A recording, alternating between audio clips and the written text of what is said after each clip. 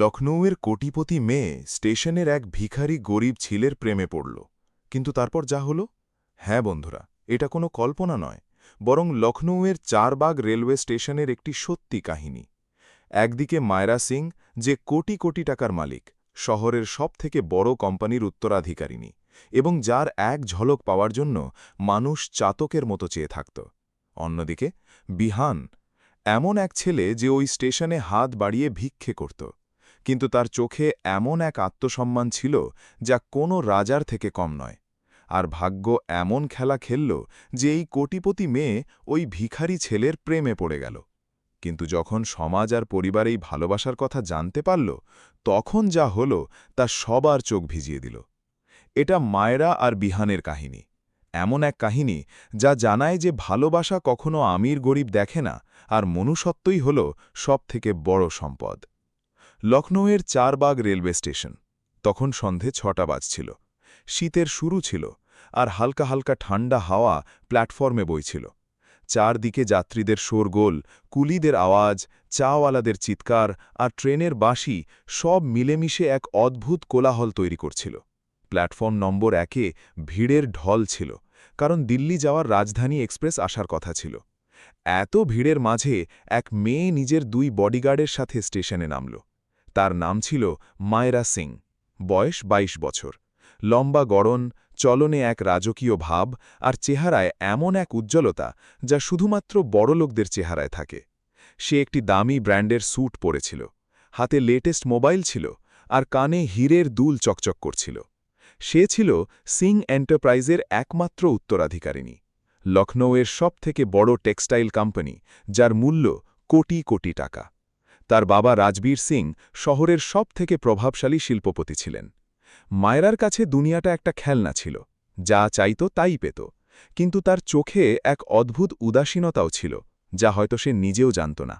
মায়েরা তার বাবার সাথে দিল্লি যাচ্ছিল, কিন্তু তাদের ট্রেন লেট ছিল।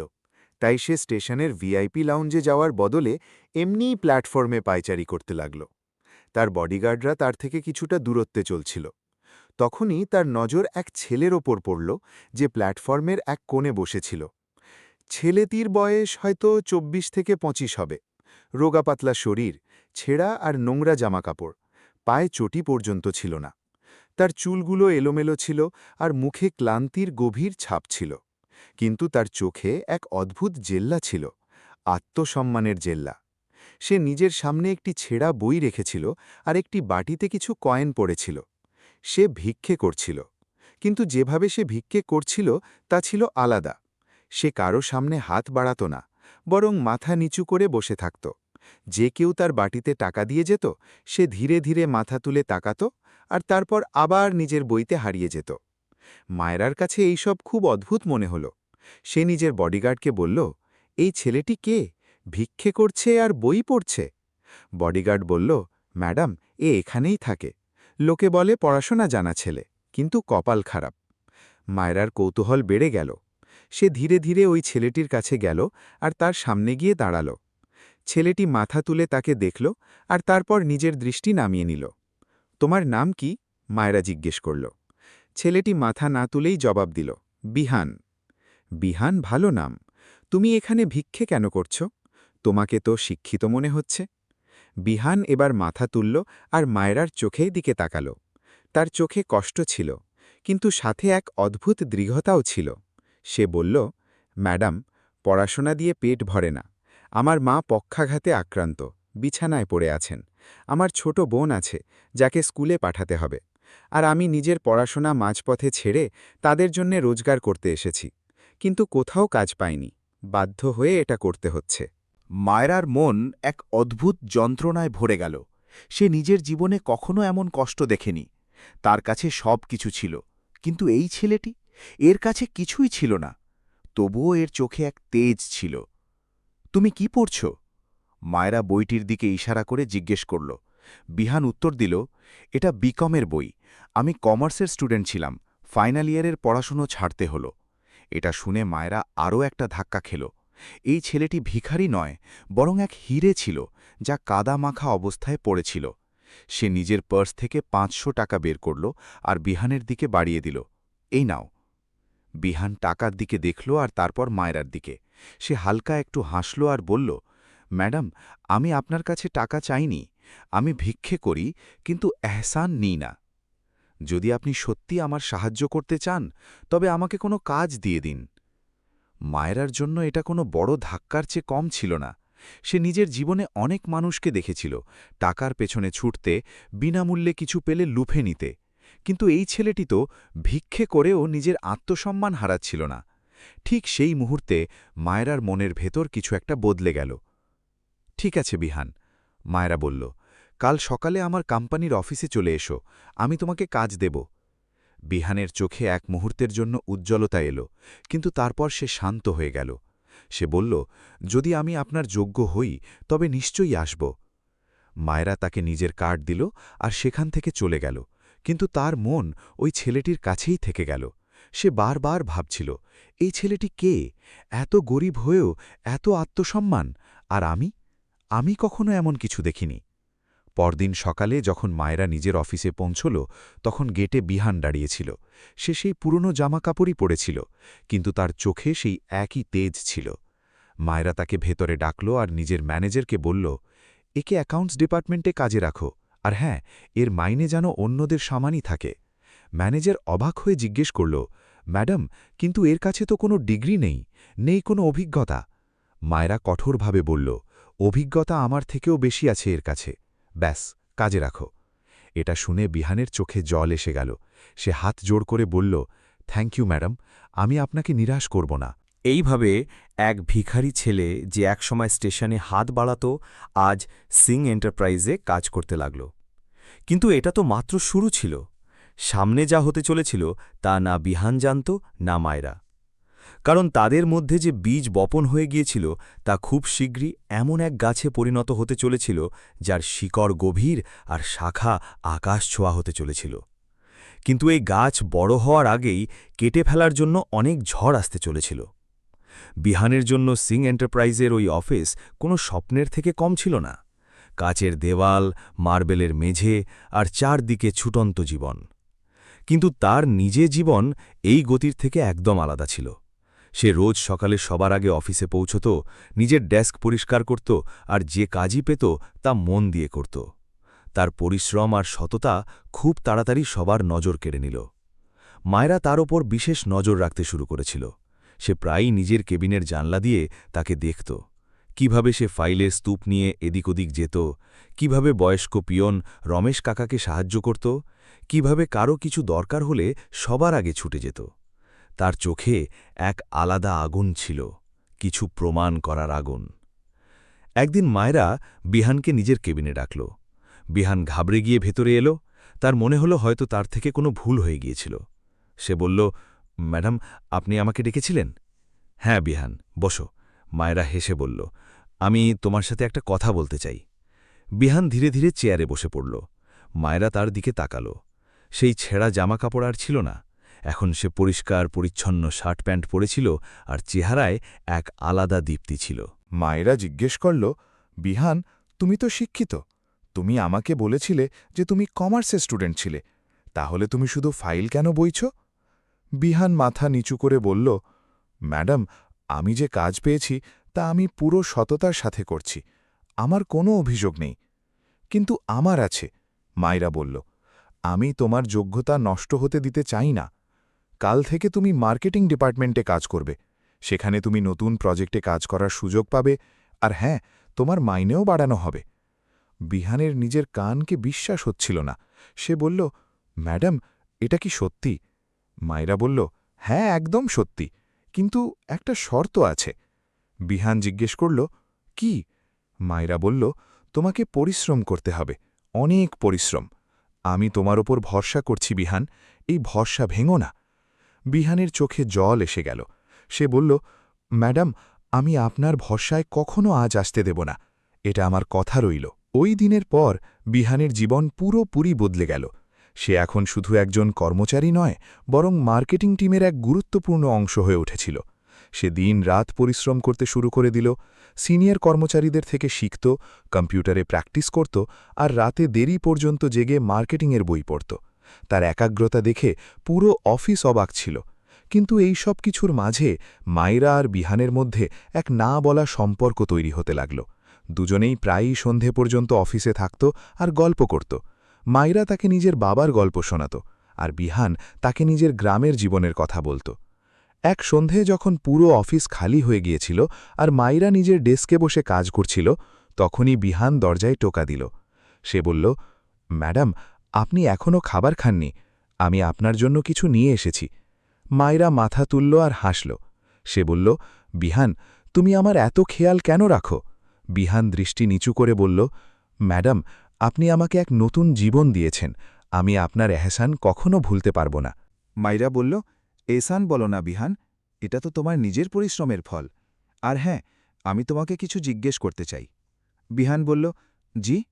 মাইরা জিজ্ঞেস করল, তুমি তোমার মা আর বোনের সাথে কবে দেখা করাবে? এটা শুনতেই বিহানের চোখে উজ্জ্বলতা চলে এলো। সে বলল, ম্যাডাম, আপনি আপনি আমার মায়ের সাথে দেখা করতে চান?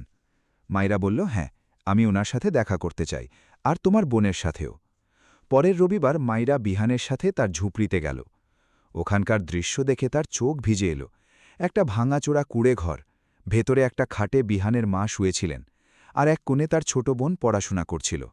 মাইরা মায়ের পা ছুঁয়ে বলল, মা, আপনার ছেলে খুব ভালো, আপনার ওর উপর গর্ব হওয়া উচিত। মা কাপা কাপা হাতে মাইরার মাথায় হাত বুলিয়ে বললেন, মা, তুই তো দেবী, তুই আমার ছেলেকে বাঁচিয়ে নিলি। ওই দিন মাইরা যা অনুভব করল তা সে আগে কক্ষণও করেনি। তার মনে হল যে আসল সুখ টাকাতে নয়, বরং অন্যের জীবনে আলো নিয়ে আসাতেই রয়েছে।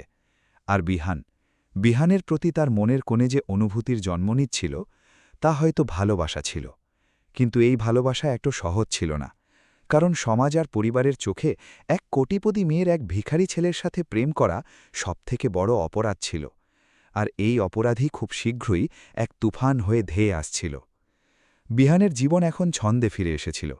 মার্কেটিং ডিপার্টমেন্টে তার পরিশ্রমের ফল মিলতে শুরু করেছিল। কোম্পানির এক নতুন প্রজেক্টে কাজ করার সময় সে এমন এক আইডিয়া পেশ করল, যার প্রশংসা খোদ মাইরার বাবা রাজবীর সিংও করলেন। কিন্তু বিহানের সাফল্যের সাথে সাথে মাইরার সাথে তার ঘনিষ্ঠতাও বাড়তে থাকল।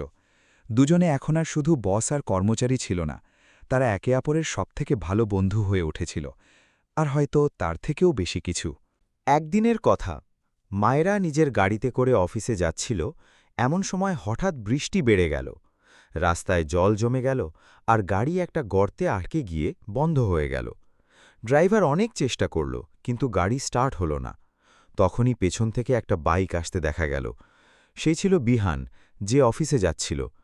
সে মায়েরাকে বিপদে দেখে তখনই দাঁড়িয়ে গেল। সে নিজের বাইক রাস্তার ধারে রাখল আর মায়েরার কাছে এলো। ম্যাডাম, আপনি আমার বাইকে চলুন, আমি আপনাকে অফিসে পৌঁছে দিচ্ছি, আপনার গাড়ির জন্য মেকানিক পাঠিয়ে দেব। বিহান হাত জোর করে বলল। মায়েরা ইতস্তত করে বলল, কিন্তু বৃষ্টি খুব জোরে পড়ছে বিহান। কোনো ব্যাপার না ম্যাডাম, আপনি আমার দায়িত্ব। কথা বলে বিহান নিজের রেনকোট খুলে মায়েরাকে দিয়ে দিল, আর নিজে ভিজতে ভিজতে বাইক স্টার্ট করল। মায়েরা তার পেছনে বসে পড়ল। বৃষ্টির ফোঁটা বিহানের মুখে পড়ছিল, কিন্তু সে কোনো তোয়াক্কা করল না। সারা রাস্তা মায়েরা তাকে দেখতে থাকল। এই ছেলেটি যে নিজের কথা না ভেবে সব সময় অন্যদের পাশে দাঁড়াত।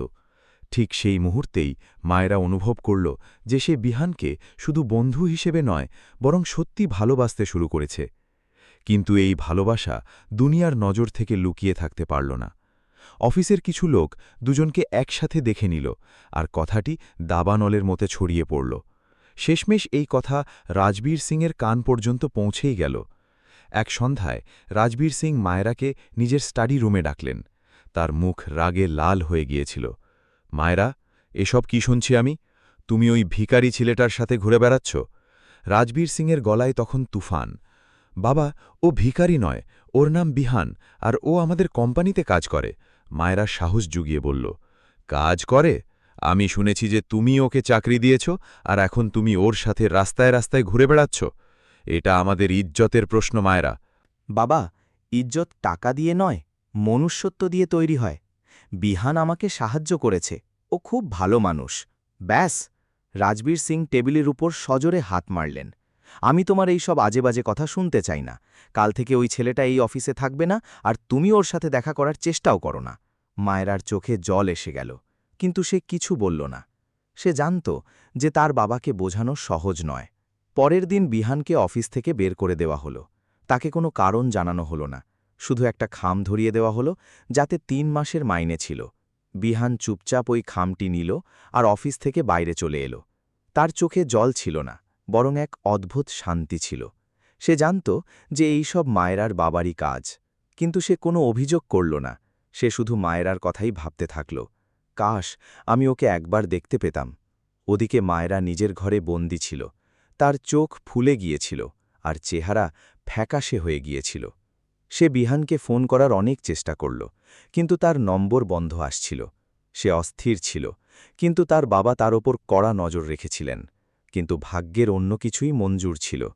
একদিন যখন মায়েরা নিজের বাড়ির ছাদে একা দাঁড়িয়েছিল, তখনই সে দূরের রাস্তায় বিহানকে দাঁড়িয়ে থাকতে দেখল। সে তাকে দেখছিল, শুধু দূর থেকে, কোনো কথা না বলে। মায়েরার চোখ থেকে জল বয়ে গেল। সে ইশারায় বলল, আমি আসব। আর বিহান মাথা নেড়ে নিজের ভরসা জানাল। পরের রাতে মায়েরা চুপি চুপি বাড়ি থেকে বেরোল আর বিহানের সাথে দেখা করতে তার ঝুপড়িতে পৌঁছল। সেখানে গিয়ে সে যা দেখল তা আরও যন্ত্রণাদায়ক ছিল। বিহানের মায়ের শরীর আরও খারাপ হয়ে গিয়েছিল, আর বিহান নিজেও অসুস্থ হয়ে পড়েছিল। মায়েরা কিছু না ভেবেই নিজের গয়নাগুলো খুলে বিহানের হাতে দিয়ে বলল, এটা বেচে দিয়ে মাজির চিকিৎসা করাও। কিন্তু বিহান তা ফিরিয়ে দিল, না মায়েরা, আমি কখনো তোমার কাছে কিছু চাইনি, আমার শুধু তোমার সঙ্গ চাই। কিন্তু এখন হয়তো এটাও অসম্ভব। না বিহান, আমি তোমাকে ছেড়ে যাব না, দুনিয়া যাই বলুক না কেন। মায়েরা তার হাত শক্ত করে ধরল। কিন্তু সেই মুহূর্তেই পেছন থেকে গাড়ির আওয়াজ এলো। রাজবীর সিং নিজের লোকজনদের সাথে সেখানে পৌঁছে গিয়েছিলেন। তারা মায়েরাকে জোর করে টেনে নিল আর বিহানকে ধাক্কা দিয়ে মাটিতে ফেলে দিল। যদি তুমি আমার মেয়ের সাথে আবার দেখা করার চেষ্টা করো তবে দেখে নেব, এই বলে তারা মায়েরাকে নিয়ে চলে গেল। বিহান মাটিতে পড়ে পড়ে শুধু দেখতে থাকল। তার চোখে জল ছিল না, বরং এক জেদ ছিল। এখন সে এমন কিছু করবে যে দুনিয়া তার দাম চিনবে। আর মায়েরার মনেও এক আগুন জ্বলছিল। কিন্তু তারা দুজনেই জানত না যে এটা তো কেবল শুরু ছিল। সামনে এক এমন চক্রান্ত হতে চলেছিল যা তাদের চিরকালের জন্য আলাদা করে দিতে পারত। রাজবীর সিংয়ের বাড়িতে উত্তেজনার পরিবেশ ছিল। মায়েরাকে বাড়িতে নজরবন্দি করে দেওয়া হয়েছিল। তার ফোন কেড়ে নেওয়া হয়েছিল। তার ঘরের জানলাগুলো বন্ধ করে দেওয়া হয়েছিল। সে নিজের বাড়িতেই একজন কয়েদির মতো থাকছিল। তার চোখ কেঁদে কেঁদে ফুলে গিয়েছিল আর মুখের জেল্লা হারিয়ে গিয়েছিল। সে বারবার ভাবত, বিহান কোথায় হবে, তার মায়ের কি হল, সে কি ঠিক আছে? কিন্তু তার কাছে এসব প্রশ্নের উত্তর ছিল না। ওদিকে বিহান হার মানেনি। সে তার মাকে একটা ছোট হাসপাতালে ভর্তি করিয়ে গিয়েছিল আর নিজে দিনরাত পরিশ্রম করতে শুরু করেছিল। কিন্তু রাজবীর সিংয়ের ভয় পুরো শহরে ছড়িয়ে পড়েছিল। যেখানেই বিহান কাজ খুঁজতে যেত সেখানেই এক উত্তর পেত, মাফ করো ভাই, আমরা তোমাকে রাখতে পারব না। সবাই জানত যে বিহানকে চাকরি দেওয়ার অর্থ হল রাজবীর সিংয়ের সাথে শত্রুতা করা। কিন্তু এই সবের মাঝে আরও একজন ছিল যে চুপচাপ সব দেখছিল, রাঘব। মায়রার খুড়তুতো ভাই রাঘবের বয়স ২৬ বছর ছিল, আর সে সিং এন্টারপ্রাইজের জেনারেল ম্যানেজার ছিল। কিন্তু মনে মনে সে এই ভেবে জ্বলত যে মায়রাকে কোম্পানির উত্তরাধিকারিণী বানানো হয়েছে, অথচ সে নিজেকে বেশি যোগ্য মনে করত। সে মায়রা আর বিহানের সম্পর্ক দেখে ভাবল যে এটা তার জন্য এক সুবর্ণ সুযোগ। যদি সে বিহানকে পুরোপুরি বরবাদ করে দেয় তবে মায়রা ভেঙে পড়বে, আর মায়রা যদি ভেঙে পড়ে তবে কোম্পানির ভার তার হাতে আসতে পারত। রাঘব এক চাল চালল। সে তার এক খাস লোক কালুকে ডাকল আর বলল, কালু, আমাকে একটা কাজ করাতে হবে। কোম্পানির অ্যাকাউন্ট থেকে ৫০ লক্ষ টাকা বের করে বিহানের ব্যাঙ্ক অ্যাকাউন্টে ট্রান্সফার করে দাও, আর তারপর এই প্রমাণ জোগাড় করো যে বিহান কোম্পানির টাকা চুরি করেছে। কালু ঘাবড়ে গিয়ে বলল, কিন্তু স্যার, এটা তো ভুল, আর বিহান তো বেচারা। রাঘব হেসে উঠল, ও একটা ভিখারি, ওর যোগ্যতাই বাকি। আর হ্যাঁ, এই কাজের জন্য তুই ভালো টাকা পাবি, ব্যাস করে ফেল। কালু টাকার লোভে ওই কাজ করে দিল। পরের দিনই কোম্পানির অ্যাকাউন্টস ডিপার্টমেন্টে হইচই পড়ে গেল। ৫০ লক্ষ টাকা গায়েব ছিল, আর তার যোগসূত্র বিহানের অ্যাকাউন্ট পর্যন্ত যাচ্ছিল। রাঘব তক্ষুনি রাজবীর সিংকে এই খবর দিল আর বলল, চাচাজি, দেখে নিন, এটাই হলো ওই ভিখারিটার আসল রূপ। ও মায়েরাকেও ঠকিয়েছে আর কোম্পানিকেও। রাজবীর সিং রাগে ফেটে পড়লেন, আমি আগেই জানতাম যে এই ছেলেটা ঠিক নয়। মায়েরা আমার কথা শোনেনি, এবার আমি ওকে দেখে নিচ্ছি। তিনি তক্ষুনি পুলিশে অভিযোগ দায়ের করলেন। পুলিশ বিহানকে তার ঝুপড়ি থেকে গ্রেফতার করে নিল। বিহান কিছুই বুঝতে পারছিল না। সে চিৎকার করতে থাকল, আমি কিছু করিনি, এসব মিথ্যে। কিন্তু কেউ তার কথা শুনল না। তার অসুস্থ মা খাটে শুয়ে শুয়ে শুধু কাঁদতে থাকলেন, আর তার ছোট বোন চিৎকার করতে থাকল। কিন্তু পুলিশ বিহানকে তুলে নিয়ে গেল। যখনই খবর মায়রার কাছে পৌঁছল তখন সে স্তম্ভিত হয়ে গেল। এটা এটা কিভাবে হতে পারে? বিহান এমনটা কখনো করতে পারে না। সে তার বাবার কাছে গেল আর হাত জোড় করে বলল, পাপা, আপনি ভুল করছেন, বিহান কিছু করেনি, আমি ওকে জানি। রাজবীর সিং তাকে বকা দিয়ে বললেন, চুপ করো, তোমার জন্যই আমাদের মান সম্মান ধুলোয় মিশেছে। ও চোর, আর ও সাজা পাবে। কিন্তু পাপা, আমার কাছে প্রমাণ আছে যে বিহান নির্দোষ। মায়েরা সাহস জুগিয়ে বলল, কি প্রমাণ? মায়েরা জানালো যে যেদিন টাকা চুরি হয়েছে সেদিন বিহান তার সাথে ছিল। সে তার মায়ের জন্য ওষুধ নিতে গিয়েছিল আর সারাদিন হাসপাতালেই ছিল। কিন্তু রাজবীর সিংহের ওপরের কোনো প্রভাব পড়ল না। এসব বাহানা, এখন তুমি নিজের ঘরে যাও আর মুখ দেখিও না। মায়েরা ভেঙে পড়ল। সে ঠিক করে নিল যে সে বিহানকে বাঁচাবেই, তাকে যাই করতে হোক না কেন। সেই রাতে সে চুপি চুপি বাড়ি থেকে বেরোল আর সোজা পুলিশ স্টেশনে পৌঁছল। সেখানে গিয়ে সে অফিসারদের কাছে কাকুতি মিনতি করে বলল, বিহান নির্দোষ, আমিও সাক্ষী। কিন্তু অফিসাররা তার কথা শুনল না। রাঘব আগেই সবাইকে হাত করে নিয়েছিল। বিহানকে 3 দিনের পুলিশ রিমান্ডে পাঠিয়ে দেওয়া হলো। ওই ছোট্ট কুঠুরিতে বিহান বসে বসে ভাবতে থাকল, আসলে আমার সাথেই এমন হচ্ছে কেন?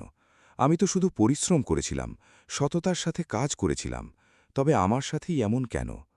তার চোখ দিয়ে জল বয়ে যাচ্ছিল, কিন্তু তার ভেতরের আগুন তখনও নেভেনি। শেষমেশ মায়েরা এক বড় সিদ্ধান্ত নিল।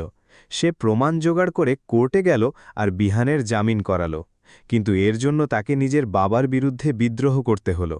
রাজবীর সিং তাকে বাড়ি থেকে বের করে দিলেন আর বললেন, এখন তুমি আর আমার মেয়ে নও, যাও তোমার ওই ভিখারির কাছেই থাকো।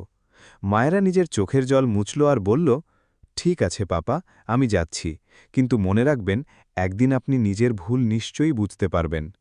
সে সোজা বিহানের ঝুপড়িতে পৌঁছল। বিহান বাইরে বসেছিল, তার মুখ শুকিয়ে গিয়েছিল। মায়েরাকে দেখে তার চোখে এক মুহূর্তের জন্য উজ্জ্বলতা এলো, কিন্তু তারপর তা নিভে গেল। মায়েরা, তুমি এখানে কেন এসেছ? তোমার আমার থেকে দূরে থাকা উচিত, বিহান ধীর গলায় বলল। না বিহান, আমি তোমাকে ছেড়ে যাব না, আমি নিজের বাড়ি ছেড়ে দিয়েছি, এখন আমি তোমার সাথে আছি। বিহান তার দিকে তাকালো আর তার চোখে জল এসে গেল। কিন্তু মায়েরা, আমি তোমার যোগ্য নই, আমি একজন ভিখারি, আমার কাছে কিছুই নেই। তোমার কাছে মন আছে বিহান, আর সেটাই সবথেকে বড় সম্পদ, আমার আর কিছু চাই না। দুজনেই একে অপরের হাত ধরল। সেই রাতে ওই ছোট্ট ঝুপড়িতে দুজনে ঠিক করে নিল যে এখন থেকে তারা সাথেই থাকবে, দুনিয়া যাই বলুক না কেন। কিন্তু দুনিয়ার হয়তো এটা মঞ্জুর ছিল না। রাঘবের নজর তখনও তাদের ওপর টিকে ছিল, আর সে আরও এক চক্রান্ত করার প্রস্তুতি নিচ্ছিল। এমন এক চক্রান্ত যা মায়েরা আর বিহানকে চিরদিনের মতো আলাদা করে দিত। ওই ছোট্ট ঝুপড়িতে মায়েরা আর বিহানের জীবন এক নতুন মোড় এসে দাঁড়িয়েছিল। মায়েরা তার বিলাসবহুল বাংলো, কোটি কোটি টাকার সম্পদ, তার বাবার ভালোবাসা, সব কিছু ছেড়ে দিয়েছিল। সে ওই ছেঁড়া পুরনো মাধুরের ওপর। মায়েরা এখন সেই ঝুপড়িতে থাকত যেখানে একসময় বিহান একা থাকত। সে এখন সেই উনুনেই রান্না করত যেখানে একসময় বিহানের মা রুটি সেঁকত। কিন্তু তার চোখে কোনো অভিযোগ ছিল না, বরং এক অদ্ভুত প্রশান্তি ছিল। হয়তো এই কারণে যে সে নিজের হৃদয়ের কাছের মানুষের সাথে ছিল। বিহানও হিম্মত হারাল না। সে একটি ছোট্ট চায়ের দোকান খুলল। ভোর 4টে ওঠা, চা বানানো, খদ্দেরদের ডাকা, এটাই ছিল তার নতুন জীবন। মায়েরাও তার সাথে দোকানে বসত, চা বানাতে হাত বাটাত, আর মাঝে মাঝে খদ্দেরদের সাথে হেসে কথাও বলত। দুজনে মিলে এক ছোট পৃথিবী গড়ে তুলেছিল, যেখানে না ছিল প্রাচুর্য, না ছিল দারিদ্র্য, ছিল শুধু ভালোবাসা আর আপনত্ব। কিন্তু রাঘবের ঘৃণা তখনও শান্ত হয়নি। সে দেখল যে মায়েরা আর বিহান আবার একসাথেই আছে, আর এখন তো মায়েরা নিজেই নিজের বাড়ি ছেড়ে দিয়েছে। রাঘবের মনে হল, যদি এভাবেই চলতে থাকে তবে মায়েরা একদিন নিশ্চয়ই তার বাবাকে মানিয়ে নেবে আর কোম্পানিতে তার অধিকার ফিরে আসবে। সে ভাবল, এখন এই দুজনকে চিরকালের জন্য আলাদা করতেই হবে। রাঘব এক নতুন এবং ভয়ঙ্কর চাল চলল। সে মায়েরার পুরনো বন্ধু আদিত্যকে নিজের দলে টেনে নিল। আদিত্য এক ধনী ঘরের ছেলে ছিল আর একসময় মায়েরাকে বিয়ে করতে চেয়েছিল, কিন্তু মায়েরা তাকে প্রত্যাখ্যান করেছিল। রাঘব আদিত্যকে বলল, দেখ, যদি তুই আমাকে সাহায্য করিস তবে মায়রাকে তুই পেতে পারিস, শুধু তোকে একটা কাজ করতে হবে। আদিত্য কৌতূহল নিয়ে জিজ্ঞেস করল, কি? রাঘব বলল, তোকে মায়রার সামনে এমন নাটক করতে হবে যে বিহান তোর থেকে টাকা নিয়ে মায়রাকে ধোঁকা দিয়েছে। ব্যাস, এটুকুই কর, তারপর দেখ আমি কি করি। আদিত্য টাকা আর মায়রাকে পাওয়ার লোভে রাজি হয়ে গেল। পরের দিন সে মায়রার চায়ের দোকানে পৌঁছাল। মায়রা তাকে দেখে অবাক হয়ে গেল। আদিত্য, তুমি এখানে কি করছ? আদিত্য এক কৃত্রিম গম্ভীরতার সাথে বলল, মায়রা, আমি তোমাকে এক সত্যি কথা বলতে এসেছি। বিহান তোমাকে ধোঁকা দিয়েছে। কি? মায়রা বড়সড় একটা ধাক্কা খেল। হ্যাঁ, বিহান আমার থেকে টাকা নিয়েছে, যাতে সে তোমাকে ছেড়ে নিজের জীবন শুরু করতে পারে। সে আমাকে বলল যে তুমি ছিলে ওর দারিদ্র্য কাটানোর একটা মাধ্যম মাত্র। এখন যখন ওর কাছে টাকা চলে এসেছে, তখনও তোমাকে ছেড়ে দিতে চায়। মায়রার বুক ধড়ফড় করতে লাগল। এটা সত্যি হতে পারে না। বিহান এমনটা করতে পারে না। আদিত্য বলল, তাহলে ওকে নিজেই জিজ্ঞেস করো। তবে মনে রেখো, ও তোমার কাছে মিথ্যেই বলবে। আদিত্য একটি কাগজের টুকরো মায়রার দিকে বাড়িয়ে দিল। এই দেখো, এটা ওর অ্যাকাউন্ট স্টেটমেন্ট। এতে দেখো কত টাকা এসেছে। মায়রা কাপা কাপা হাতে ওই কাগজটি নিল আর পড়ল। সত্যি সত্যিই বিহানের অ্যাকাউন্টে কয়েকদিন আগে এক মোটা অঙ্কের টাকা এসেছিল। এটা সেই টাকাই ছিল যা রাঘব তার আগের চক্রান্তে ট্রান্সফার করিয়েছিল, আর যা বিহান কখনো খরচ করেনি। মায়রার চোখের সামনে অন্ধকার নেমে এলো। তার মনে হল যেন তার পুরো পৃথিবীটাই লুট হয়ে গিয়েছে। সেই সন্ধ্যায় যখন বিহান দোকান বন্ধ করে ফিরল, তখন দেখল মায়রা চুপচাপ এক কোণে বসে আছে। তার চোখগুলো লাল ছিল আর চেহারায় ছিল কান্নার ছাপ। মায়রা, কি হয়েছে? তুমি কাঁদছ কেন? মায়রা মাথা তুলল আর বিহানের দিকে তাকাল। তার চোখে সেই ভালোবাসা ছিল না, বরং ছিল যন্ত্রণা আর রাগ। বিহান, তুমি কি আমাকে ধোঁকা দিলে? কি? বিহান চমকে গেল। এসব তুমি কি বলছ? এই দেখো। মায়রা ওই কাগজটি তার দিকে ছুঁড়ে দিল। তোমার অ্যাকাউন্টে এত টাকা কোথা থেকে এলো? তুমি কি আমাকে শুধু নিজের দারিদ্র্য কাটানোর জন্য ব্যবহার করলে? বিহান ওই কাগজটি তুলে দেখল। তার মুখ ফ্যাকাশে হয়ে গেল। মায়রা, এসব মিথ্যে। এই টাকা আমি কখনো চাইনি। এটা তো রাঘবের চক্রান্ত। আমি তোমার কাছে কখনো মিথ্যে বলিনি। ব্যাস বিহান, অনেক হয়েছে। মায়রা দাঁড়িয়ে পড়ল। আমি তোমার ওপর চোখ বন্ধ করে ভরসা করেছিলাম, নিজের বাড়ি ছেড়ে দিয়েছিলাম, নিজের বাবার সাথে সম্পর্ক ছিন্ন করেছিলাম, আর তুমি আমাকে ধোঁকা দিলে? না মায়রা, প্লিজ, আমার কথা তো শোনো। বিহান তার হাত ধরার চেষ্টা করল, কিন্তু মায়রা এক ঝটকায় নিজের হাত ছাড়িয়ে নিল। ছুঁয়ো না আমাকে। মায়রার গলায় যন্ত্রণা আর রাগ দুটোই ছিল। আমি এখন এখানে এক মুহূর্তেও থাকতে পারব না। কিন্তু মায়রা। গুড বাই বিহান। এইটুকু বলে মায়রা নিজের ছোট ব্যাগটি নিল আর ঝুপড়ি থেকে বেরিয়ে গেল। বিহান সেখানেই পাথরের মতো দাঁড়িয়ে রইল। তার চোখ দিয়ে জল বয়ে যাচ্ছিল। সে চিৎকার করতে চেয়েছিল, কাঁদতে চেয়েছিল, কিন্তু তার গলা দিয়ে কোনো আওয়াজ বেরোল না। সে নিজের মুঠি শক্ত করে দেওয়ালে সজোরে আঘাত করল। রক্ত ঝরতে লাগল, কিন্তু সে কোনো ব্যথা অনুভব করল না। ব্যথা তো তার হৃদয়ে হচ্ছিল।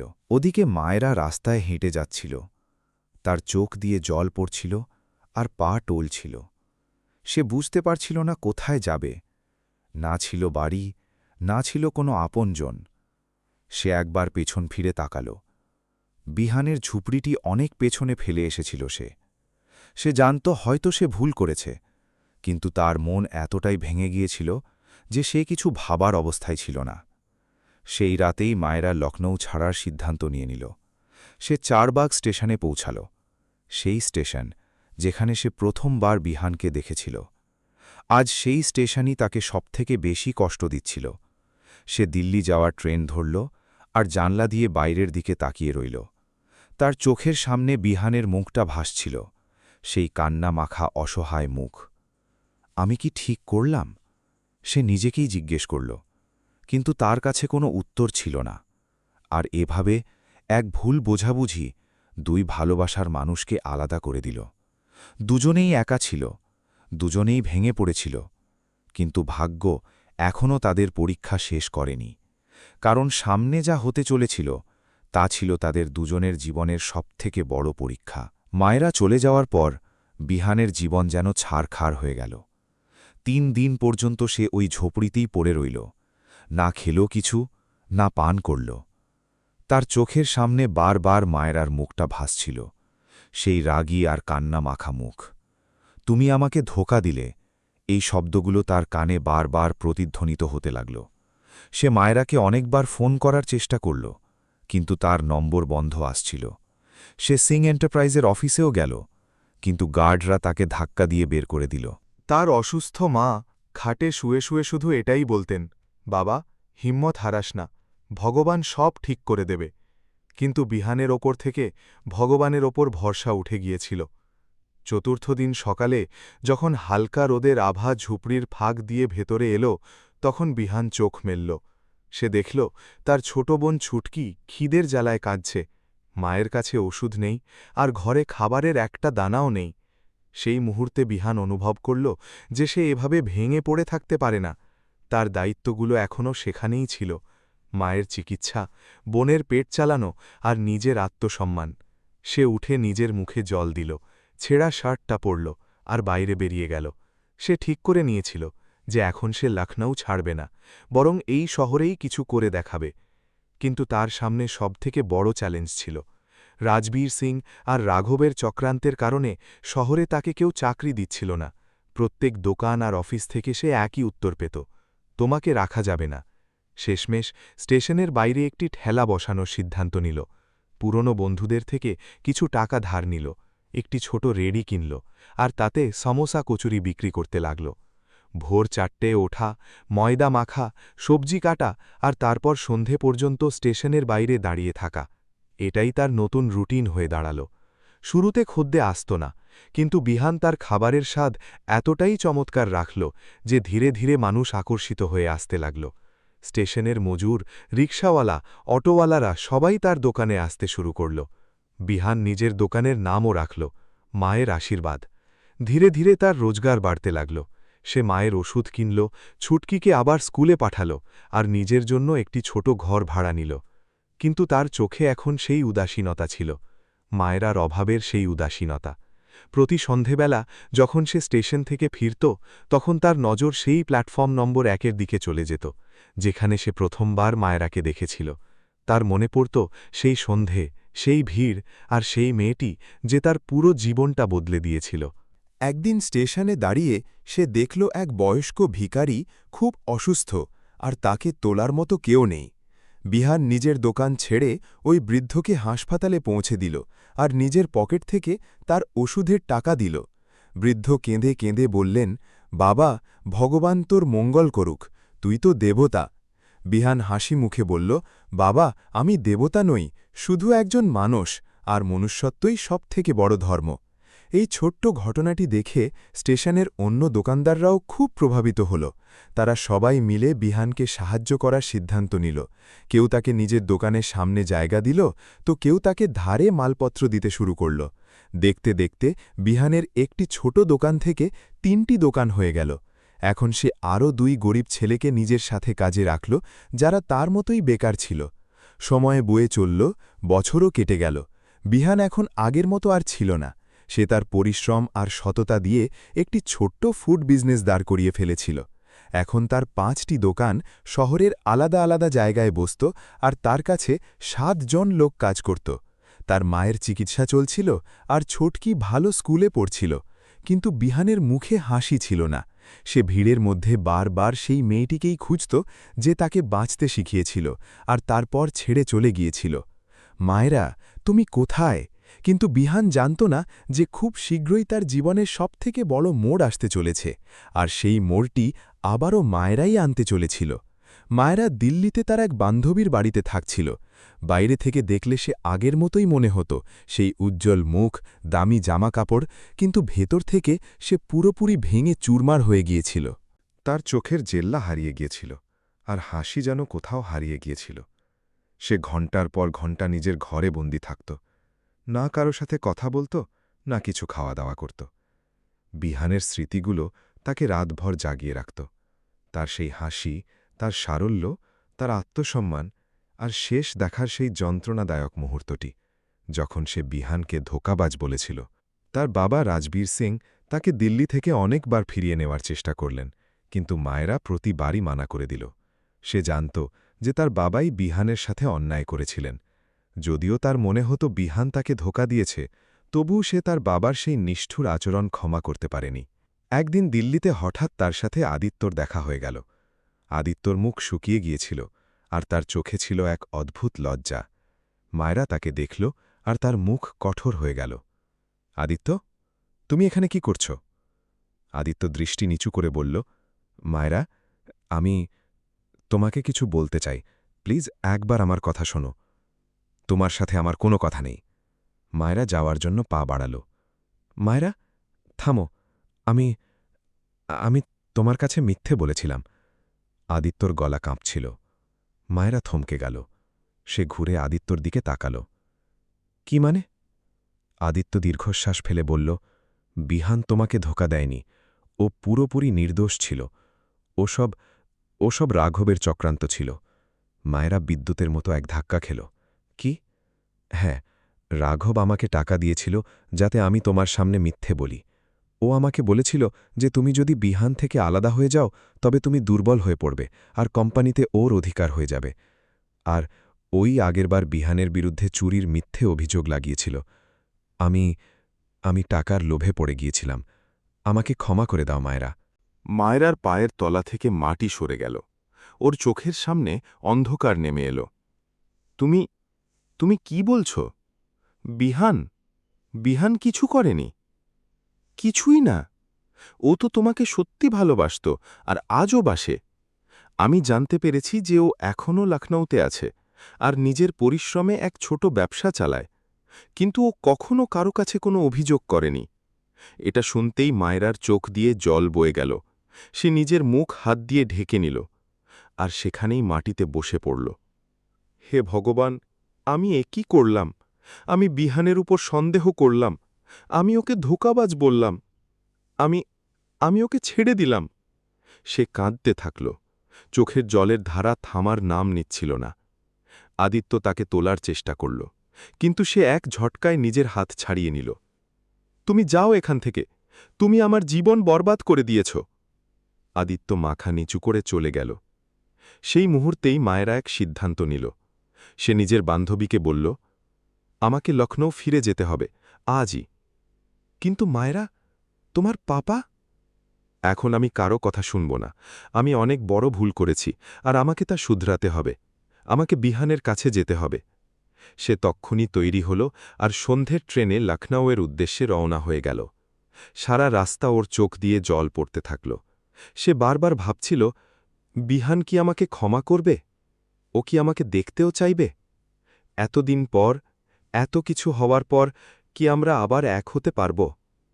সে জানত না যে লখনৌ পৌঁছনোর পর তাকে আরও এক বড় চ্যালেঞ্জের মুখোমুখি হতে হবে, কারণ রাঘব এখনও ওখানেই ছিল, আর ওর নজর তখনও মায়েরার ওপর টিকে ছিল। কিন্তু এইবার মায়েরা একা ছিল না। ওর সাথে ছিল সত্যের শক্তি, আর বিহানের জন্য এক সত্যিকারের ভালোবাসা। লখনৌয়ের চারবাগ স্টেশন। সন্ধে 5টা বাজছিল, আর প্ল্যাটফর্মে সবসময়কার মতো ভিড়ের ঢল ছিল। দিল্লি থেকে আসা রাজধানী এক্সপ্রেস এইমাত্র প্ল্যাটফর্ম নাম্বার 1-এ দাঁড়িয়েছিল। সেখান থেকে নামা ভিড়ের মধ্যে এক মেয়ে ছিল, মায়রা সিং। কিন্তু সেই মায়রা ছিল না যে একসময় বডিগার্ডদের সাথে ভিআইপি লাউঞ্জ থেকে নামত। এইবার সে একা ছিল, হাতে এক ছোট ব্যাগ, চেহারায় ক্লান্তি আর চোখে অস্থিরতা। সে চারদিকে নজর ঘোরাল। সেই স্টেশন ছিল যেখানে সে প্রথমবার বিহানকে দেখেছিল, এক ভিখারি ছেলে যে নিজের ছেঁড়া বই পড়ছিল। আজ সে সেই ছেলেটাকেই খুঁজছিল। সে প্ল্যাটফর্ম থেকে বাইরে বেরোল, আর স্টেশনের বাইরে তৈরি হওয়া ছোট ছোট দোকানগুলোর দিকে এগিয়ে গেল। সে জানতে পেরেছিল যে বিহান এখন এখানেই কোথাও এক খাবারের দোকান চালায়। সে এদিক ওদিক জিজ্ঞেস করল, বিহান সামোসাওয়ালা? এক চাওয়ালা ইশারা করে বলল, ওই সামনে যে দোকানটা আছে না, মায়ের আশীর্বাদ লেখা আছে, ওটাই।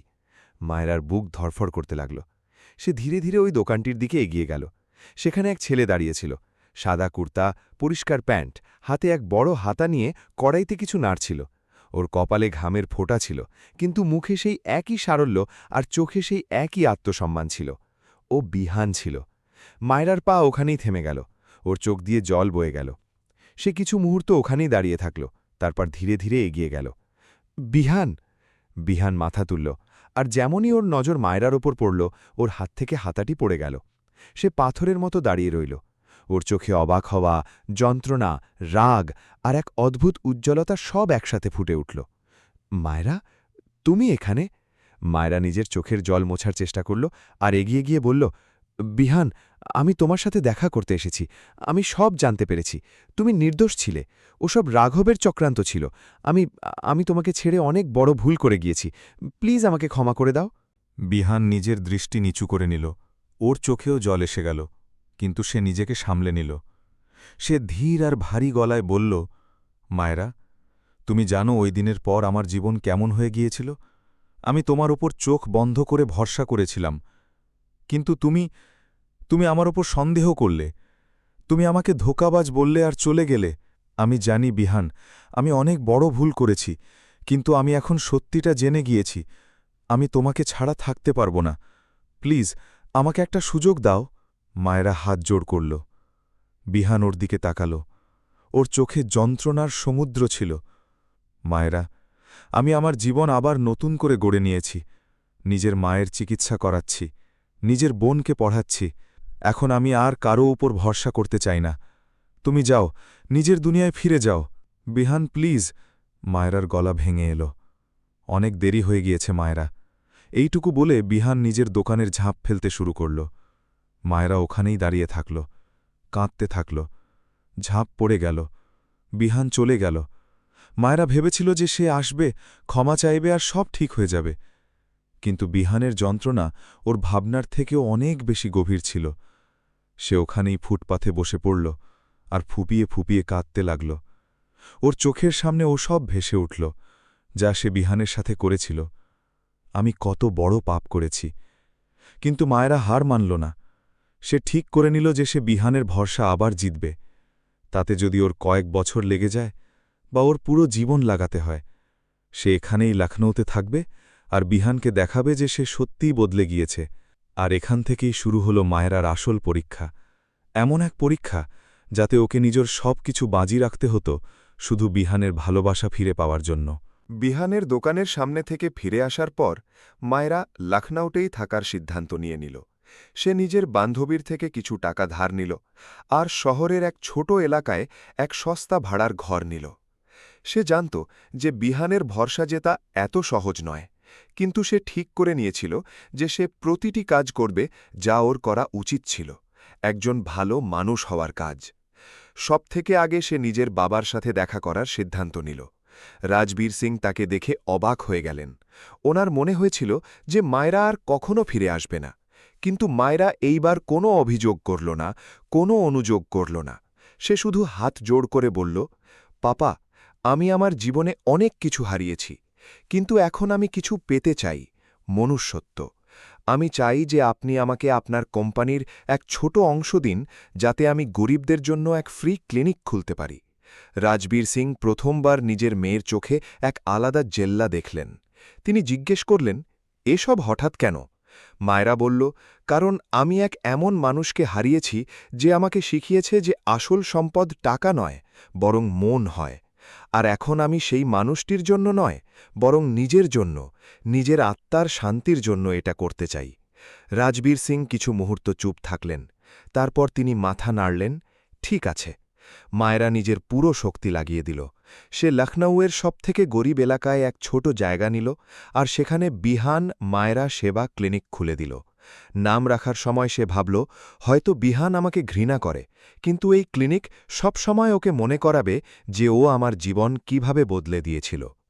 ক্লিনিকে গরিব রোগীদের বিনামূল্যে চিকিৎসা হতো, ওষুধ বিনামূল্যে মিলত, আর যে কেউ টাকা ছাড়াই আসতে পারত। মায়েরা নিজের দামি জামাকাপড় ছেড়ে দিল আর সাধারণ স্যুট পরতে লাগল। সে নিজে রোগীদের দেখাশোনা করত, তাদের সাথে কথা বলত আর তাদের যন্ত্রণার কথা শুনত। এই খবর ধীরে ধীরে পুরো শহরে ছড়িয়ে পড়ল। মানুষ অবাক ছিল যে কোটিপতি রাজবীর সিংয়ের মেয়ে, যে একসময় ব্র্যান্ডের জামাকাপড় আর দামি গাড়ির শৌখিন ছিল, আজ গরিবদের মাঝে বসে তাদের সেবা করছে। আর তারপর একদিন এই খবর বিহান পর্যন্তও পৌঁছল। ওর দোকানে বসা এক খদ্দের বলল, বিহান ভাই, শুনেছেন শহরে এক নতুন ফ্রি ক্লিনিক খুলেছে? কোনো মায়েরা ম্যাডাম চালান, খুব ভালো মানুষ, গরিবদের বিনামূল্যে চিকিৎসা করেন। বিহানের বুক সজোরে ধরফর করতে লাগল। সে জিজ্ঞেস করল, কোথায় সেটা? খদ্দের বলল, স্টেশনের পাশেই তো, পুরনো বস্তিতে। সেই সন্ধ্যায় বিহান নিজের দোকান তাড়াতাড়ি বন্ধ করে ওই ক্লিনিকের দিকে রওনা দিল। সেখানে পৌঁছে সে যা দেখল তা ওর চোখের পক্ষে বিশ্বাস করা কঠিন ছিল। মায়েরা যে একসময় এসি ছাড়া এক মুহূর্তও থাকতে পারত না, আজ এক ছোট পাখার নিচে বসেছিল। ওর হাতে এক শিশুর হাত ছিল, আর সে তাকে আদর করে ওষুধ খাওয়াচ্ছিল। ওর কপালে ঘামের ফোঁটা ছিল, কিন্তু চোখে এক অদ্ভুত প্রশান্তি ছিল। বিহান চুপচাপ ওখানেই দাঁড়িয়ে রইল। ওর চোখে জল এসে গেল। সে অনুভব করল যে মায়েরা সত্যি বদলে গিয়েছে। সে নিজের ভুল শুধু স্বীকারই করেনি, বরং তা শুধরানোর জন্যে নিজের পুরো জীবন বদলে দিল। তখনই মায়েরার নজর ওর ওপর পড়ল। সে চমকে গেল। বিহান, তুমি এখানে? বিহান নিজের চোখ মুছল আর ধীর গলায় বলল, আমি শুনেছিলাম যে কোনো মায়েরা ম্যাডাম গরিবদের বিনামূল্যে চিকিৎসা করেন। ভাবলাম দেখেনি যে সে সত্যিই বদলে গিয়েছে নাকি শুধু লোক দেখানো। আর এখন? বিহান কিছু মুহূর্ত চুপ থাকল। তারপর বলল, এখন আমার বিশ্বাস হয়েছে যে তুমি সত্যিই বদলে গিয়েছ মায়েরা। মায়েরার চোখ দিয়ে জল বয়ে গেল। বিহান, আমি এই সব তোমার জন্য নয়, বরং নিজের জন্য করেছি। কিন্তু তুমি যদি আমাকে একবার ক্ষমা করে দাও, তাহলে হয়তো আমার জীবন পূর্ণ হয়ে যাবে। বিহান তার দিকে তাকাল এবং তার চোখে সেই সত্যতা দেখতে পেল যা সে প্রথমবার স্টেশনে দেখেছিল। সে মৃদু স্বরে বলল, মায়েরা, আমি তোমাকে কখনো ঘৃণা করিনি। আমি তো কেবল কষ্টের মধ্যে ছিলাম। কিন্তু আজ আমার মনে হচ্ছে ভগবান আমাদের আরও একবার মিলিয়ে দিয়েছেন। দুজনেই একে অপরের চোখের দিকে তাকাল এবং সেই মুহূর্তে সমস্ত মান অভিমান, সব ভুল বোঝাবুঝি ধুয়ে মুছে গেল। সেই সন্ধ্যার পর মায়লা এবং বিহানের দেখা সাক্ষাৎ আবার বাড়তে লাগল। বিহান এখন প্রতিদিন সন্ধ্যায় নিজের ঠেলাগাড়ি বন্ধ করে সরাসরি মায়েরা সেবা ক্লিনিকে পৌঁছাত। কখনো সে রোগীদের জন্য চা বানাতে সাহায্য করত, তো কখনো মায়েরার সাথে বসে সেই সব বয়স্ক মানুষদের গল্প শুনত যারা নিজেদের অসুস্থতার চেয়ে বেশি নিজেদের একাকিত্ব নিয়ে কষ্টে ছিল। দুজনের মাঝখানের দূরত্ব ধীরে ধীরে গলে যাচ্ছিল, কিন্তু বিহানের মনে এখনও একটা ভয় ছিল, পাছে এই সব কিছু আবার আগের মতো না হয়ে যায়। সে পুরোপুরিভাবে সহজ হতে পারছিল না। অন্যদিকে মায়েরার বাবা রাজবীর সিং যখন জানতে পারলেন যে মায়েরা আর বিহান আবার দেখা করছে, তখন তিনি আরও একবার রেগে আগুন হয়ে উঠলেন। কিন্তু এবার মায়েরা ভয় পেয়ে পিছিয়ে যাওয়ার বদলে সরাসরি নিজের বাবার সামনে দাঁড়ানোর সিদ্ধান্ত নিল। একদিন সে বিহানকে সাথে নিয়ে সরাসরি নিজের বাড়ি পৌঁছে গেল। রাজবীর সিং যখন বিহানকে নিজের দরজায় দেখলেন, তখন ওনার মুখ রাগে থমথম করে উঠল। একে এখানে নিয়ে আসার সাহস কি করে হলো তোমার? রাজবীর সিং গর্জে উঠলেন। মায়েরা বিহানের হাত ধরে বলল, পাপা, এ সেই ছেলে যাকে আপনি কোনো ভুল ছাড়াই শাস্তি দিয়েছিলেন, যার অসুস্থ মাকে আপনার ভয়ে কেউ হাসপাতালে নিয়ে যায়নি, যার ছোট বোন ক্ষুধার্ত ছিল এবং যে এত কিছুর পরেও কখনো আরও কাছে কোনো অভিযোগ করেনি। আর এই সব কিছুর পরেও সে আজ এখানে শুধু এই কারণেই এসেছে, কারণ আমি একে ডেকেছি। আপনি একবার এর কথা শুনে তো দেখুন। রাজবীর সিং চুপ হয়ে গেলেন। বিহান এগিয়ে গিয়ে হাত জোড় করে বলল, স্যার, আমি আপনার মেয়ের কাছে কখনো কিছু চাইনি, না টাকা, না মর্যাদা। আমি তো কেবল ওকে ভালোবেসেছিলাম। আর আমি আপনাকে বিশ্বাস দিচ্ছি যে আমি কখনো কোম্পানির টাকা চুরি করিনি। সত্যি। রাজবীর সিংয়ের গলা নরম হয়ে এলো। সত্যি? হ্যাঁ স্যার। আর আমি এটাও বলতে চাই যে আমি এখন নিজের পায়ে দাঁড়িয়েছি। আমার মা সুস্থ হয়ে উঠছে, আমার বোন পড়াশোনা করছে। আমার আপনার ধনসম্পদ চাই না, আমার শুধু মায়েরার সঙ্গ চাই। এ কথা শুনে রাজবীর সিংয়ের চোখে জল এসে গেল। তিনি নিজের ভুল উপলব্ধি করে বললেন, বাবা বিহান, আমি তোমার সাথে অনেক বড় অন্যায় করেছি। আমি টাকা আর মর্যাদাকেই সবকিছু ভেবেছিলাম। কিন্তু আজ তুমি আমাকে দেখিয়ে দিলে যে আসল সম্পদ মনের হয়। আমাকে ক্ষমা করে দাও। সেই মুহূর্তেই মায়েরা আর বিহানের মাঝখানের শেষ দেওয়ালটিও ভেঙে গেল। মায়েরা নিজের বাবাকে জড়িয়ে ধরে কেঁদে ফেলল। পাপা, আপনি আজ আমাকে আমার জীবন ফিরিয়ে দিলেন। সেই রাতে চাঁদ পূর্ণ ছিল এবং ঠান্ডা বাতাসে এক অদ্ভুত মিষ্টি ভাব মিশেছিল। বিহান আর মায়েরা তাদের সেই ঝুপড়ির বাইরে বসেছিল, যেখান থেকে একসময় মায়েরা কাঁদতে কাঁদতে চলে গিয়েছিল। বিহান আলতো করে মায়েরার হাত নিজের হাতে নিল এবং বলল, মায়েরা, আমি তোমাকে একটা প্রশ্ন করতে চাই। মায়েরা হেসে বলল, বলো, তুমি কি আমার সাথে তোমার জীবন কাটাতে চাইবে চিরকালের জন্য? মায়রার চোখ উজ্জ্বল হয়ে উঠল। বিহান, আমি তো অনেক আগেই তোমাকে আমার সবকিছু মেনে নিয়েছিলাম। হ্যাঁ, আমি তোমার সাথে আছি চিরকালের জন্য। দুজনেই একে অপরের চোখের দিকে তাকালো এবং হাসল। রাঘবকে গ্রেফতার করা হয়েছিল এবং তার সমস্ত ষড়যন্ত্রের পর্দা ফাঁস হয়ে গিয়েছিল। আর এখন অবশেষে মায়েরা আর বিহানের জীবনে এক নতুন সকাল আসতে চলেছিল। রাঘবের গ্রেফতারির পর সিনহা এন্টারপ্রাইজের পরিবেশ পুরোপুরি বদলে গেল।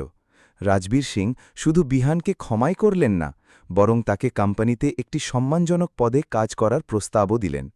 কিন্তু বিহান হাত জোড় করে বলল, স্যার, আপনাকে অনেক অনেক ধন্যবাদ, কিন্তু আমি আমার একটা ছোট্ট পৃথিবী গুছিয়ে নিয়েছি।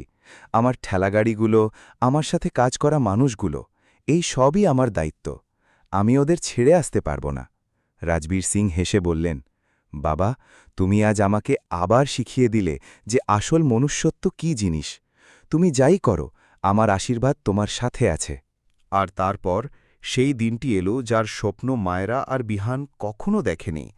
লখনৌর সেই চারবাগ স্টেশনের কাছে, যেখানে কোনো এক সময় মায়েরা প্রথমবার বিহানকে ভিক্ষা করতে দেখেছিল, সেখানেই একটি ছোট্ট শিব মন্দিরে দুজনে একে অপরের হাত ধরে নিল। না কোনো বড় বরযাত্রী ছিল, না কোনো রাজকীয় ভোজ, না কোনো দামি গহনা ছিল, না কোনো ব্র্যান্ডেড পোশাক। মায়েরা লাল রঙের একটি সুতির শাড়ি পরেছিল, সেই শাড়িতেই যা বিহানের মা নিজের হাতে তাকে দিয়েছিলেন। আর বিহান সাদা কুর্তা পায়জামা পরেছিল, ঠিক তেমনই যেমনটা সে প্রতিদিন পরত। বিয়ের সাক্ষী হল স্টেশনের সেই সব দিনমজুর, রিকশাচালক, চা বিক্রেতা এবং সেই বৃদ্ধ ভিখারি যার বিহান একসময় সাহায্য করেছিল। রাজবীর সিং নিজের সমস্ত শান শওকাত নিয়ে এলেন এবং তিনি বিহানকে বুকে জড়িয়ে ধরে বললেন, বাবা, আমি তোমাকে অনেক কষ্ট দিয়েছি, কিন্তু আজ তুমি আমার ছেলে হচ্ছ, এটা আমার জন্য সবচেয়ে বড় আনন্দের বিষয়। বিয়ের পর মায়েরা আর বিহান সিং এন্টারপ্রাইজেস থেকে আলাদা থেকে নিজেদের জীবনের এক নতুন শুরু করল। বিহান নিজের ঠেলাগাড়ির ব্যবসাকে আরও বাড়াল এবং এখন তার 10টি ঠেলাগাড়ি শহরের বিভিন্ন প্রান্তে বসত। সে নিজের সাথে কাজ করা প্রতিটি ছেলেকে পড়াশোনা করার এবং এগিয়ে যাবার সুযোগ করে দিল।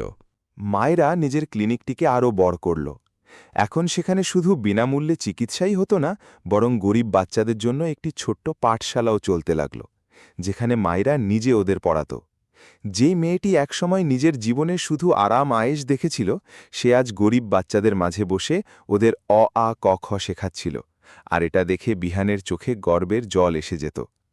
এক সন্ধ্যায় যখন দুজনে স্টেশনের কাছে বসেছিল, সেই একই জায়গায় যেখানে ওদের প্রথম দেখা হয়েছিল, মায়েরা বিহানের হাত ধরে বলল, জানো বিহান, সেই দিন যদি আমি তোমাকে উপেক্ষা করে চলে যেতাম, তাহলে আজ আমার জীবনে এই সব কিছু হতো না।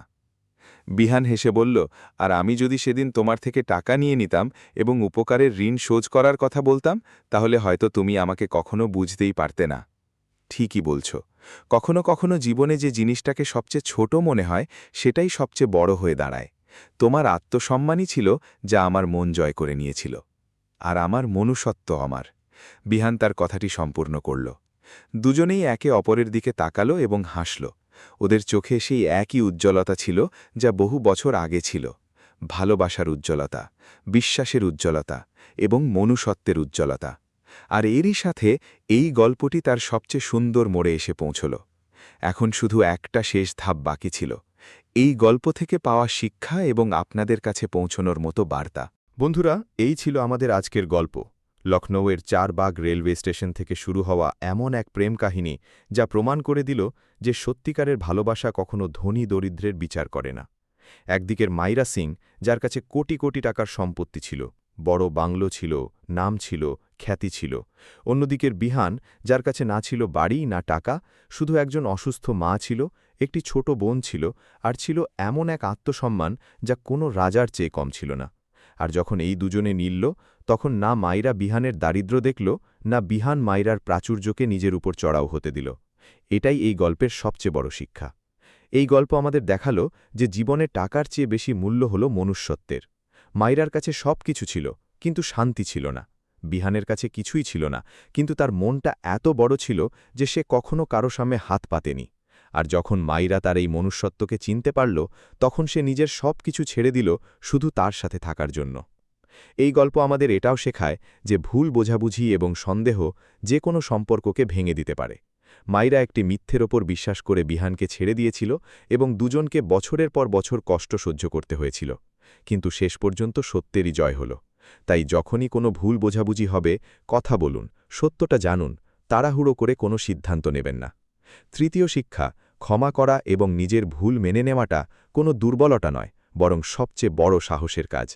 বিহান মাইরাকে ক্ষমা করেছিল, রাজবীর সিং নিজের ভুল স্বীকার করেছিলেন এবং মাইরা নিজের প্রায়শ্চিত্তের জন্য নিজের পুরো জীবনটাই বদলে ফেলেছিল। এটাই সত্যিকারের ভালোবাসা, এটাই প্রকৃত মনুষ্যত্ব। চতুর্থ এবং সবচেয়ে বড় শিক্ষা, কখনো কোনো মানুষকে তার আর্থিক যোগ্যতা বা স্থিতি দিয়ে বিচার করবেন না। বিহান ভিখারি নিশ্চয়ই ছিল, কিন্তু তার মনটা কোনো কোটিপতির চেয়ে কম ছিল না। আর মায়েরা কোটিপতি ছিল, কিন্তু সে নিজের ধন সম্পদকে কখনো বিহানের ওপর ভারী হতে দেয়নি। আসল সম্পদ মনের হয়, পকেটের নয়। এখন আমি আপনাদের দুটি প্রশ্ন করতে চাই, এবং এই দুটি প্রশ্নের উত্তর আপনাদের নিজের মন থেকে দিতে হবে। প্রথম প্রশ্ন, যদি আপনারা মায়রার জায়গায় হতেন এবং আপনাদের কোনো ভিখারি ছেলের সাথে ভালোবাসা হয়ে যেত, তাহলে কি আপনারাও নিজেদের প্রাচুর্য, নিজেদের পরিবার, নিজেদের সবকিছু ছেড়ে তার সাথে চলে যাবার সাহস দেখাতেন, নাকি সমাজ আর পরিবারের ভয়ে নিজেদের ভালোবাসাকে কবর দিয়ে দিতেন? দ্বিতীয় প্রশ্ন, যদি আপনারা বিহানের জায়গায় হতেন এবং যে মানুষটি আপনাদের ওপর প্রতারণার অভিযোগ এনে আপনাদের ছেড়ে চলে গিয়েছিল, সেই মানুষটিই বহু বছর পর আপনাদের সামনে ক্ষমা চাইতে আসে, তাহলে কি আপনারা তাকে ক্ষমা করতে পারতেন, নাকি আপনারাও সেটাই করতেন যা এই দুনিয়া করে, প্রতিশোধ নেওয়া? একটু ভেবে দেখবেন, এই প্রশ্নগুলো সহজ নয়, কিন্তু এই প্রশ্নগুলোই আমাদের মনুষ্যত্বকে পরীক্ষা করে। যদি এই গল্পটি আপনাদের মন ছুঁয়ে গিয়ে থাকে, তবে এটিকে লাইক করবেন, নিজের বন্ধু এবং পরিবারের সাথে শেয়ার করবেন, আর চ্যানেলটিকে সাবস্ক্রাইব করতে একদম ভুলবেন না, যাতে প্রতিটি নতুন গল্প আপনাদের কাছে সবার আগে পৌঁছায়। কারণ হতেই পারে আপনার শেয়ার করা একটি গল্প কারো পুরো জীবন বদলে দিল, কাউকে আশা জোগাল, কাউকে মনুষ্যত্বের পথ দেখাল। বন্ধুরা, এখন বিদায় দিন।